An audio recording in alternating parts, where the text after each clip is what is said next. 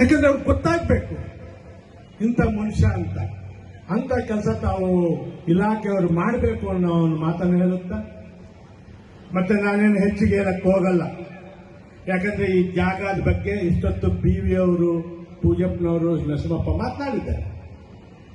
ಈ ಜಾಗ ಕೊಡುವಾಗ ನನಗೆ ಅನೇಕ ಜನರು ಇಂಥ ಹೃದಯ ಭಾಗದಲ್ಲಿರೋ ಜಾಗ ಬೇಡ, ಇದು ಬೇರೆ ನಕ್ಕಲ್ಲಿ ಉಪಯೋಗಿಸೋಣ, ಬೇರೆ ಕಡೆ ಕೊಡೋಣ ಅಂತ ನನಗೆ ಸಲಹೆ ಕೊಟ್ಟರು.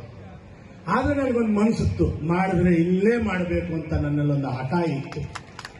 ನೀವು ನಂಬ್ತಿರೋ ಬಿಡ್ತಿರೋ ನನ್ನ ಸ್ವಂತ ಕೆಲಸಕ್ಕೆ ಕೂಡ ಪ್ರಿಯಾಂಕಾ ಖರ್ಗೆ ಹತ್ರಕ್ಕೆ ಒಂದು 10 ಸಲ ಹೋಗಿರ್ತೀನಿ.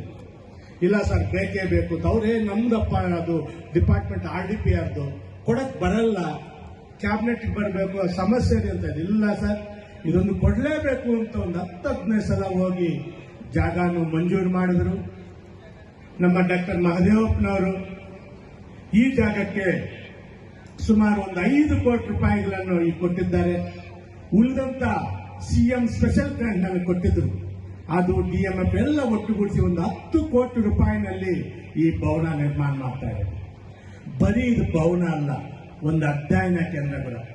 ನನ್ನ ಆಸೆ ಈ ಏನಿದೆ ಮುಂದ್ಗಡೆ ಒಂದು ಬಾಲ್ಕನಿ ತರ ಬಟ್ ಮೇಲ್ಗಡೆ ಬರೀ ಗ್ರಂಥಾಲಯ, ಅಂಬೇಡ್ಕರ್ಗೂ ಮತ್ತು ಎಲ್ಲ ಮಹನೀಯರ ಒಂದು ಗ್ರಂಥಾಲಯ, ಈ IAS IPS ಉನ್ನತ ವ್ಯಾಸಂಗ ಹೋಗೋರಿಗೆ ಅಲ್ಲೇ ಒಂದು ಟ್ರೈನಿಂಗ್ ಸೆಂಟರ್ ಕೂಡ ಮಾಡಬೇಕು ಅಂತ ನನಗೆ ಆಸೆ ಇದೆ.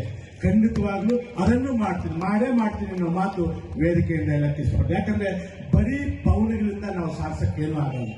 ಇಂಥ ಮಹಾನ್ ವ್ಯಕ್ತಿಗಳ ಜೀವನ ಚರಿತ್ರ ತಿಳ್ಕೋಬೇಕು. ನಾವು ಶೈಕ್ಷಣಿಕವಾಗಿ ಮುಂದುವರೆದ್ರೆ ನಮ್ಮ ಜೀವನ ಚೆನ್ನಾಗಿರುತ್ತೆ ಅಂತ ನನ್ನ ಆಸೆ.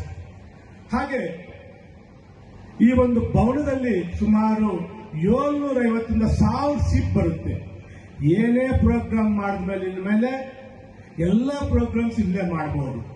ಕೆಳಗಡೆ ಡೈನಿಂಗ್ ಇರುತ್ತೆ, ಪಾರ್ಕಿಂಗ್ ಇರುತ್ತೆ, ಫಸ್ಟ್ ಫ್ಲೋರ್ ಅಲ್ಲಿ ಹಾಲ್ ಇರುತ್ತೆ, AC ಮಾಡಿಸ್ತಾ ಇದ್ದೀವಿ, ಎಲ್ಲ ಫೆಸಿಲಿಟೀಸ್ನು ಕೊಡ್ತಾ ಇದ್ದೀವಿ. ಈ ಒಂದು ಭವನದಲ್ಲಿ ತಾವೇನೇ ಕಾರ್ಯಕ್ರಮ ಇದ್ದರೂ ಸರ್ಕಾರದ್ದಿರ್ಬೋದು, ಯಾವುದೇ ಒಂದು ಸಂಘಟಿತ ಸಂಘಗಳಿರ್ಬೋದು, ಇಲ್ಲಿ ಅನುಕೂಲ ಆಗುತ್ತೆ ಅಂತ ನನ್ನ ಭಾವನೆ.